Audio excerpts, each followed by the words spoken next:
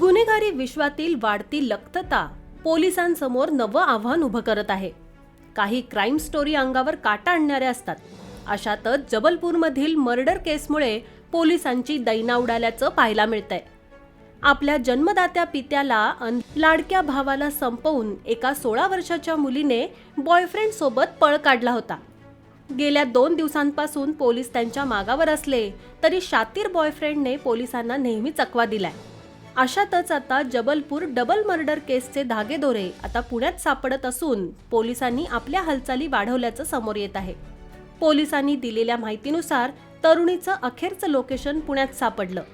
आरोपी तरुणी बॉयफ्रेंड सोबत पुण्याहून एका रेस्टॉरंटमध्ये दिसून आली. अशातच आता पोलिसांनी आरोपींना पकडण्यासाठी टीम विविध ठिकाणी रवाना केली आहे. रेल्वे कार्यालय अधीक्षक म्हणून कार्यरत असलेले 52 वर्षाचे राजकुमार विश्वकर्मा आपल्या 2 मुलांसोबत राहत होते. 16 वर्षाची मुलगी आणि 8 वर्षाच्या मुलासोबत राजकुमार कुटुंब सांभाळत होते. मागील वर्षी पत्नीचा हार्ट अटॅकने मृत्यू झाल्यानंतर मुलांना धक्का बसला होता. त्यामुळे राजकुमार मुलांकडे लक्ष देऊ लागले.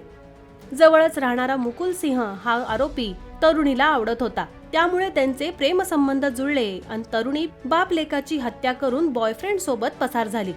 मात्र तरुणीने हत्या का केली असा सवाल विचारला जातोय.